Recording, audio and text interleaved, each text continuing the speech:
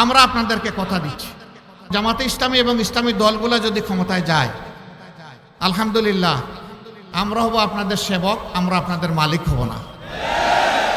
আমাদের এখন যে সম্পদ আছে এই সম্পদ কমবে, এটা 1 ইঞ্চি বাড়বে না।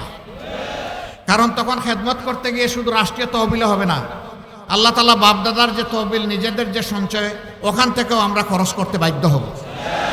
এখন সবাই আলহামদুলিল্লাহ, আগের নির্বাচনে তিনি 1 কোটির মালিক, পরের নির্বাচনে তিনি 100 কোটির মালিক।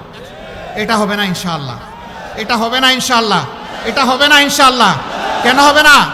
আমরা আল্লাহকে ভয় করবো, এই জন্যই হবে না। বলবেন প্রমাণ কি? প্রমাণ এখনই হাতে নাতে।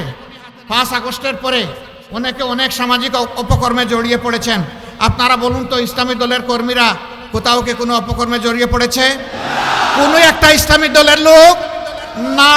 কেন না?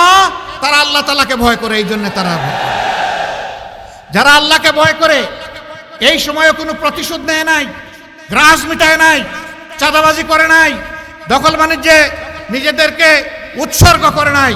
ইনশাআল্লাহ জনগণের দায়িত্ব আসলে সেদিন এই দায়িত্বকে আমানত মনে করে এই আমানতের হেফাজত করবে ইনশাআল্লাহ।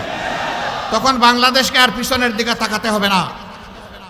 মুসলমান, হিন্দু, বৌদ্ধ, খ্রিস্টান সবাই তাদের জীবনের নিরাপত্তা পাবে, সেই সাথে তারা মর্যাদা নিয়ে বসবাস করবে ইনশাআল্লাহ। কোরআন কারোর মধ্যে অধিকারের কোনো তারতম্য করবে না, আমাদেরও কোনো তারতম্য করার কোনো অধিকার থাকবে না।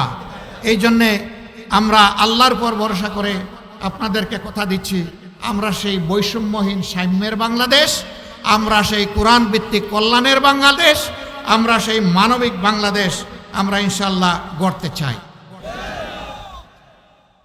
প্রিয় ভাইয়েরা, আমার জন্য একটু দোয়া করবেন। কি দোয়া করবেন আপনারা? মনে মনে চিন্তা করেন, তবে আমি একটা দোয়া চাই। আপনারা জানেন